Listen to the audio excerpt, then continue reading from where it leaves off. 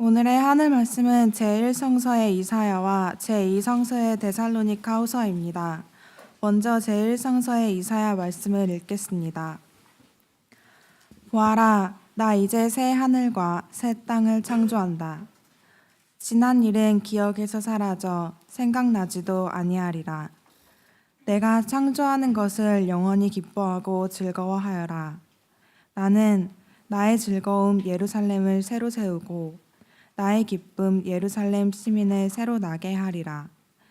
예루살렘은 나의 기쁨이요 그 시민은 나의 즐거움이라. 예루살렘 안에서 다시는 울음소리가 나지 않겠고 부르짖는 소리도 들리지 아니하리라. 거기에는 며칠 살지 못하고 죽는 아기가 없을 것이며 명을 다하지 못하고 죽는 노인도 없으리라. 100세에 죽으면 한창 나이에 죽었다 하고 100세를 채우지 못하고 죽으면 벌을 받은 자라 할 것이다. 사람들이 제 손으로 지은 집에 들어가 살겠고 제 손으로 가꾼 포도를 따 먹으리라.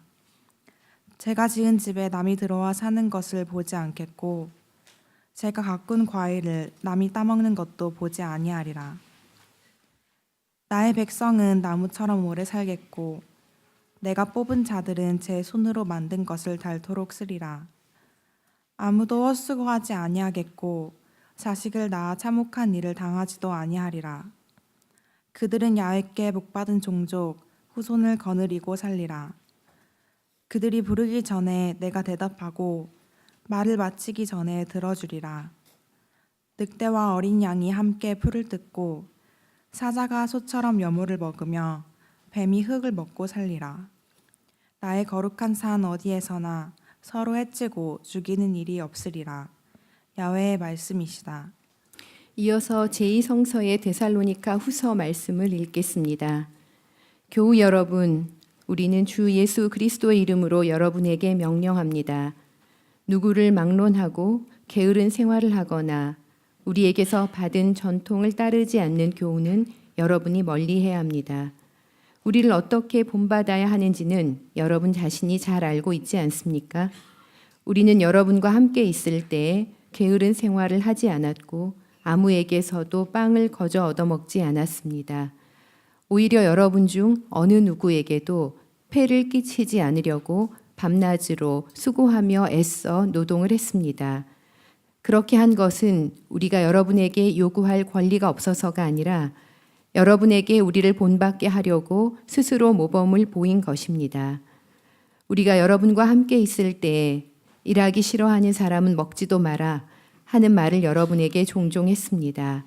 그런데 여러분 가운데는 게으른 생활을 하며 아무 일도 하지 않고 남의 일에만 참견하는 사람이 있다는 말이 들립니다. 우리는 주 예수 그리스도의 이름으로 이런 사람들에게 명령하고 권고합니다. 말없이 일해서 제 힘으로 빌어먹도록 하십시오. 교우 여러분, 낙심하지 말고 꾸준히 선한 일을 하십시오. 다 함께 이사야 65장 20절에서 23절 말씀을 읽겠습니다. 거기에는 며칠 살지 못하고 죽는 아기가 없을 것이며 명을 다하지 못하고 죽는 노인도 없으리라. 100세에 죽으면 한창 나이에 죽었다 하고 100세를 채우지 못하고 죽으면 벌을 받은 자라 할 것이다. 사람들이 제 손으로 지은 집에 들어가 살겠고 제 손으로 가꾼 포도를 따 먹으리라. 제가 지은 집에 남이 들어와 사는 것을 보지 않겠고 제가 가꾼 과일을 남이 따 먹는 것도 보지 아니하리라. 나의 백성은 나무처럼 오래 살겠고 내가 뽑은 자들은 제 손으로 만든 것을 닳도록 쓰리라. 아무도 헛수고하지 아니하겠고 자식을 낳아 참혹한 일을 당하지도 아니하리라. 그들은 야훼께 복받은 종속 후손을 거느리고 살리라. 이 말씀으로 귀한 깨달음과 결단이 있으시기를 바랍니다.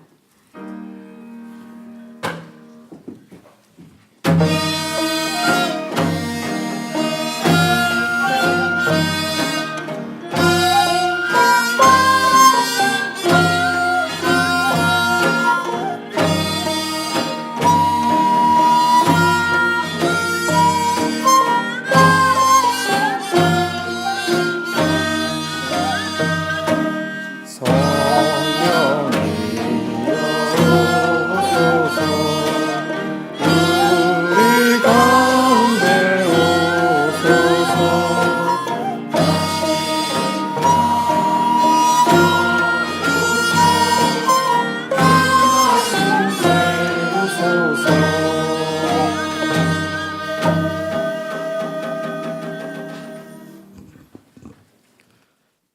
사무실에 계신 교회 여러분, 그리고 몸이 불편하신 분께서는 그 자리에 앉아 계셔도 좋습니다. 복음서의 말씀입니다. 자리에서 일어나십시오.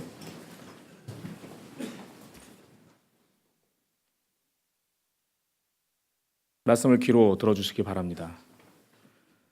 사람들이 아름다운 돌과 예물로 화려하게 꾸며진 성전을 보며 감탄하고 있었다. 그때 예수께서는 이렇게 말씀하셨다. 지금 너희가 성전을 바라보고 있지만 저 돌들이 오늘 하나도 그 자리에 그대로 얹혀 있지 못하고 다 무너지고 말 날이 올 것이다. 그들이 선생님, 그런 일이 언제 일어나겠습니까? 그리고 그런 일이 일어날 즈음에서 어떤 징조가 나타나겠습니까? 하고 물었다. 예수께서는 이렇게 대답하셨다. 앞으로 많은 사람이 내 이름을 내세우며 나타나서 내가 바로 그리스도다 혹은 때가 왔다 하고 떠들더라도 속지 않도록 조심하고 그들을 따라가지 마라. 또 전쟁과 반란의 소문을 듣더라도 두려워하지 마라. 그런 일이 반드시 먼저 일어나고 말 것이다. 그렇다고 끝날이 곧 오는 것은 아니다. 예수께서는 계속해서 이렇게 말씀하셨다. 한 민족이 일어나 딴 민족을 치고 한 나라가 일어나 딴 나라를 칠 것이며 곳곳에 무서운 지진이 일어나고 또 기근과 전염병도 휩쓸 것이며 하늘에서는 무서운 일들과 굉장한 징조들이 나타날 것이다. 그러나 이 모든 일이 일어나기 전에 너희는 잡혀서 박해를 당하고 회당에 끌려가 마침내 감옥에 갇히게 될 것이며 나 때문에 임금들과 총독들 앞에 서게 될 것이다. 그때야말로 너희가 나의 복음을 증언할 때이다. 이는 주님의 말씀입니다. 자리에 앉으십시오.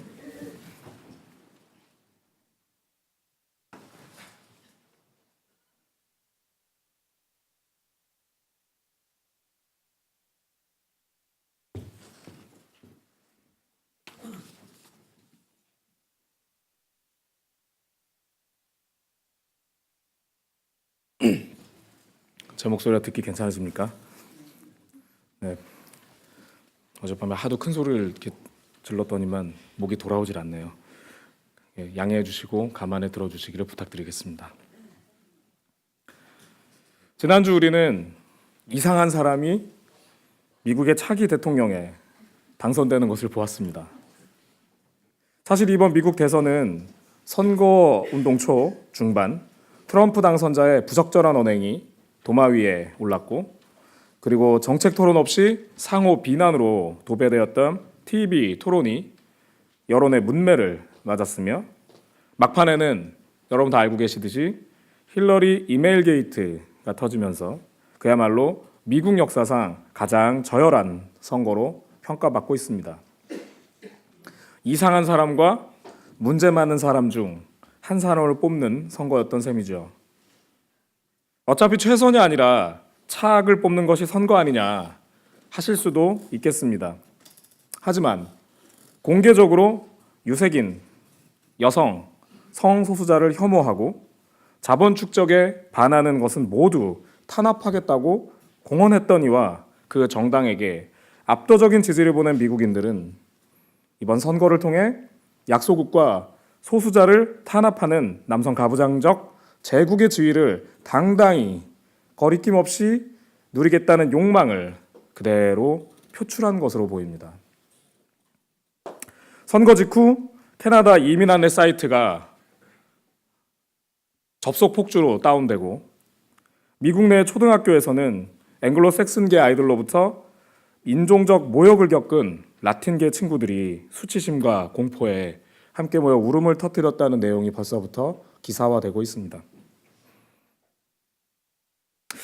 하긴 그런데 우리가 무슨 말을 할 수 있겠습니까?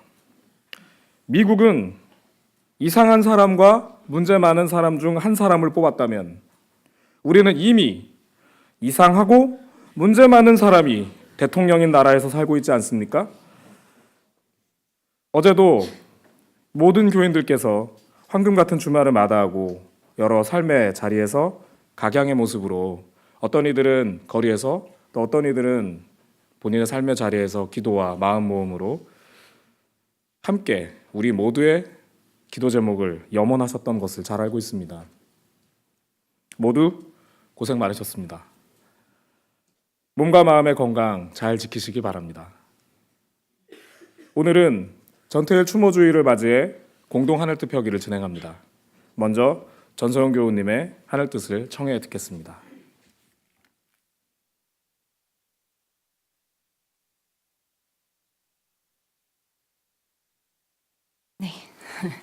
안녕하세요. 저는 청년신도의 전소영입니다. 평일에는 배달의 민족이라는 IT 서비스 회사에서 기획자로 일을 하고 있습니다.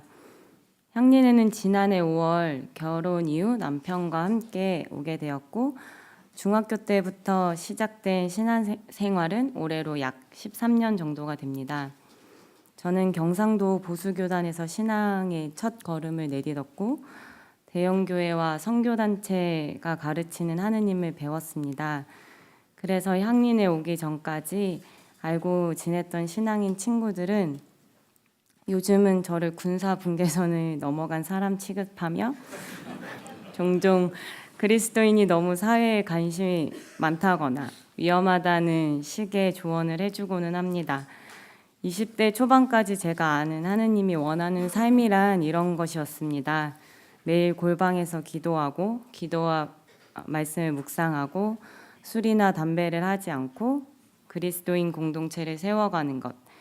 그래서 저는 수련회 성서 공부 모임과 같은 신앙 훈련 프로그램에 집중한 반면 술과 담배에 대한 선입견 속에서 그 재미있다는 대학교 신입생 오리엔테이션이나 MT는 한 번도 참여해 본 적이 없습니다.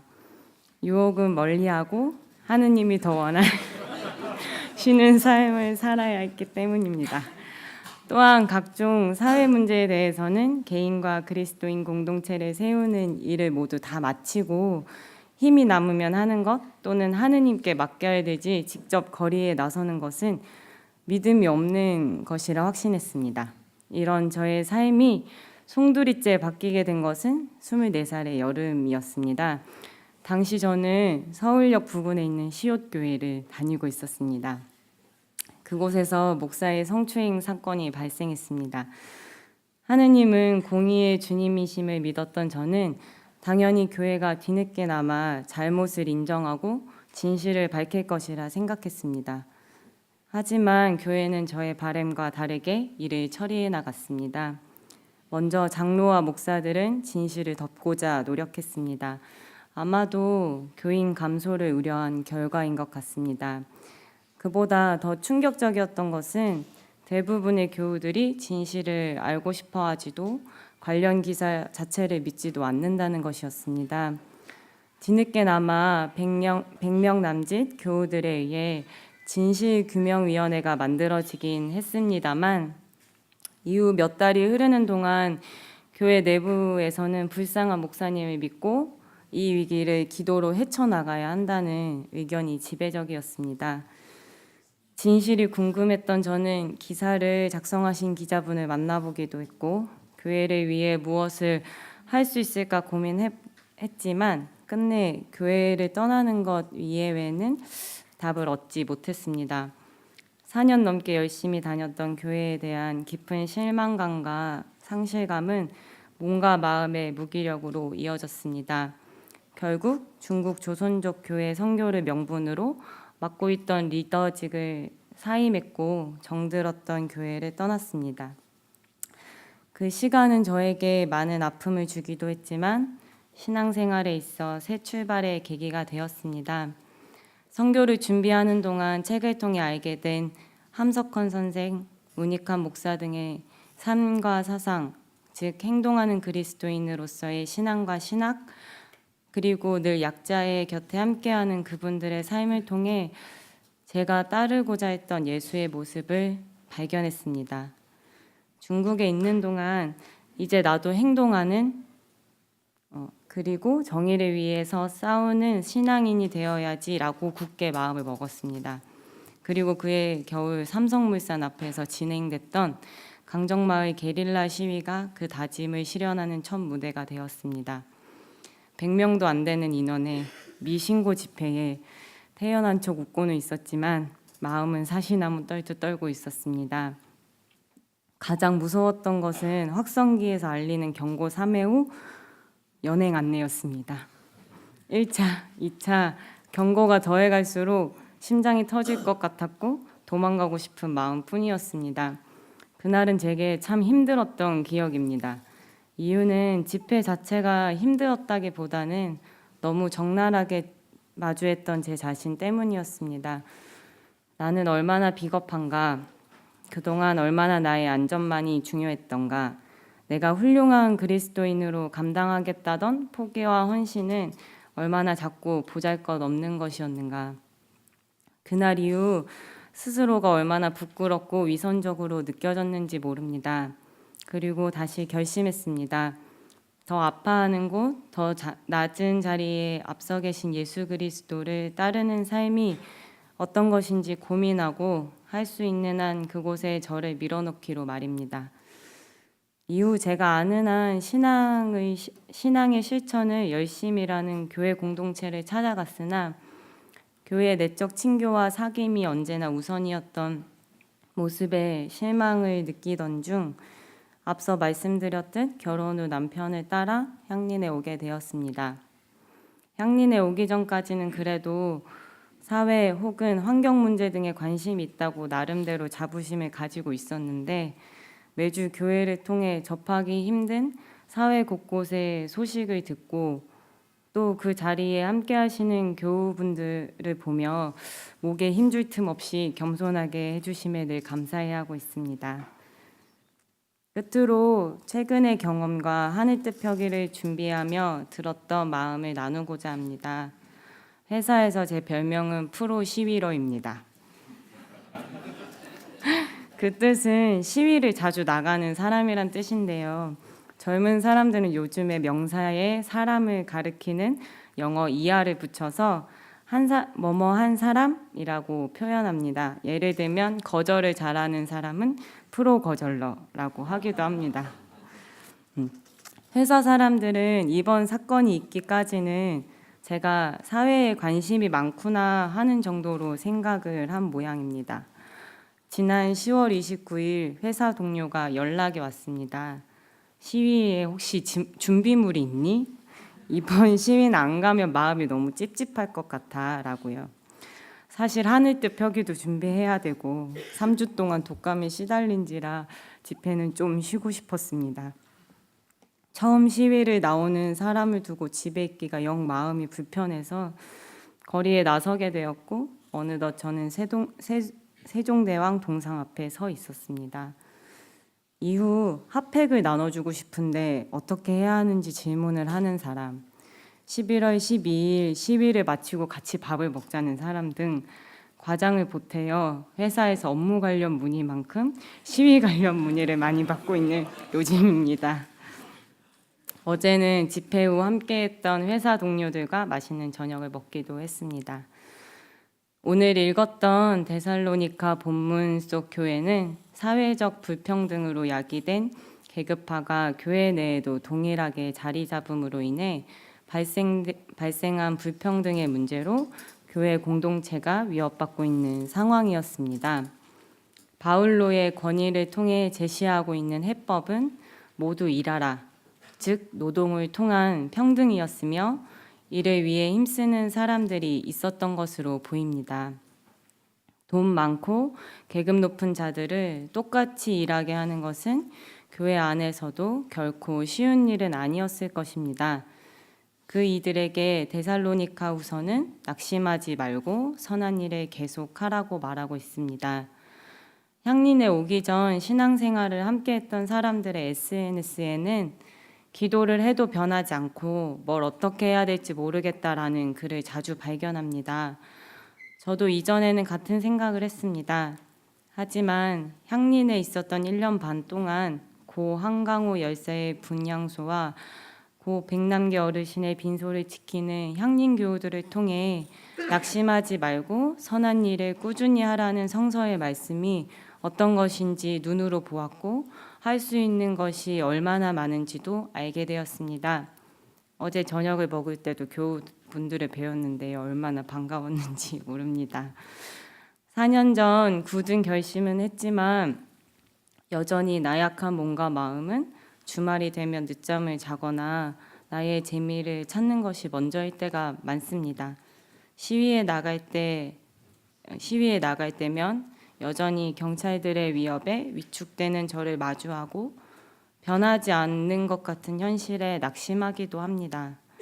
그러나 오늘 다시 여러분과 함께 마음을 다시 한번 다지고자 합니다. 쿵쾅거리는 심장을 부여잡고 목소리를 높여 외치며 두 다리를 일으켜 한 번 더 가고 약자의 소리에 귀 기울이며 연대와 행동의 걸음으로 선한 일을 행함으로 게으르지 않기를 기도하며 부족한 제 하늘 뜻 펴기를 마치겠습니다. 감사합니다.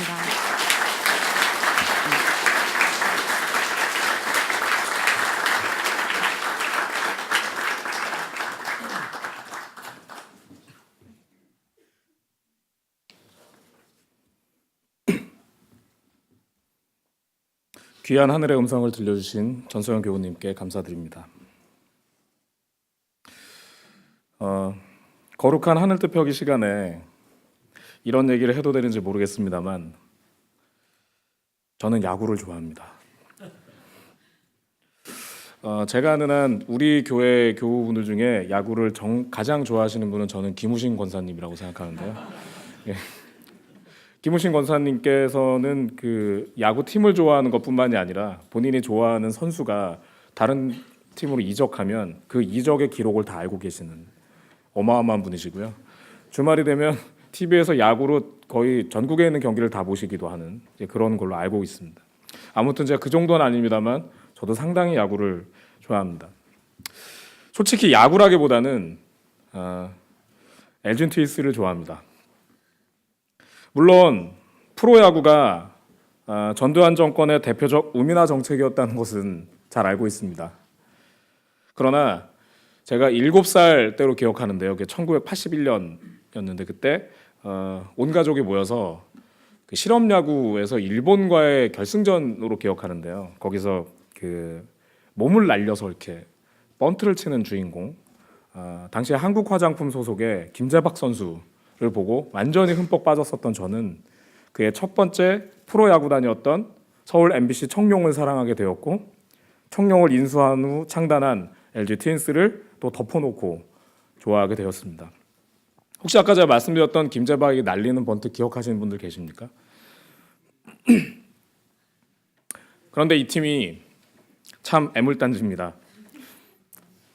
창단 초기에는 제법 성적이 좋더니만 그 뒤로는 아주 쭉 하위권을 맴돌았습니다. 경기를 보다 보면 정말 이제 가슴에서 천불이 일어나는 것을 느끼게 됩니다.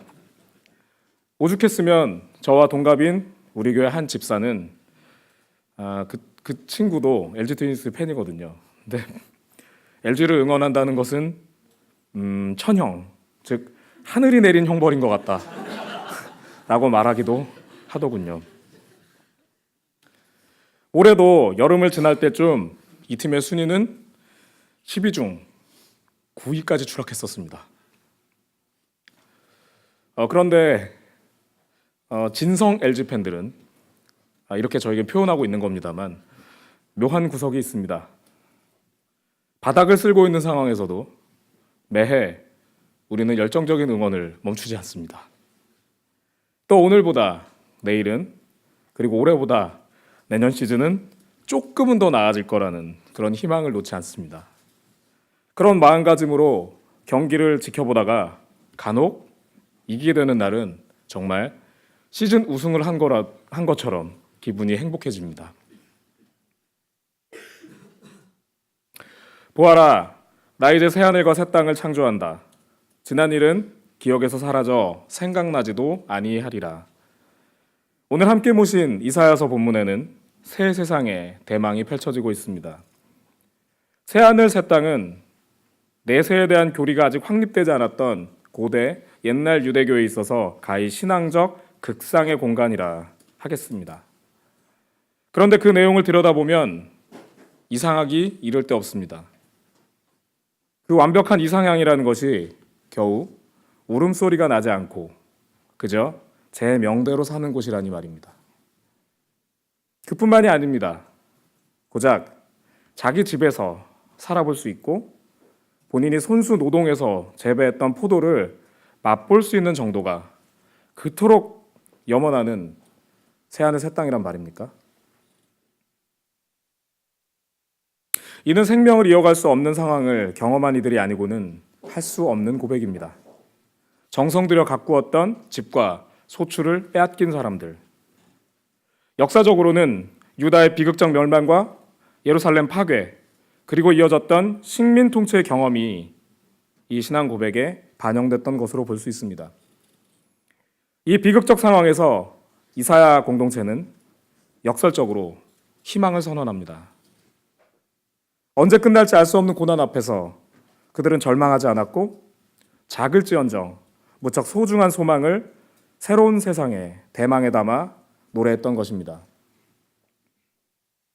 작은 이들 그리고 조그만 나라에 사는 사람들에게 있어 평화라는 것은 구호나 담론이 아닙니다. 그것은 바로 생존의 문제인 것입니다.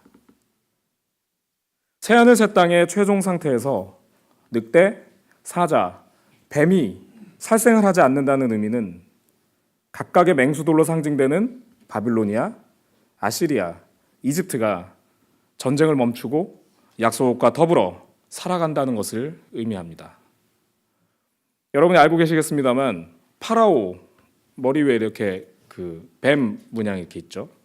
그리고 아시리아는 왕궁에 들어갈 때 왕을 만나기 위해서 들어가는 왕문 위에 그 사자가 이렇게 박혀 있습니다.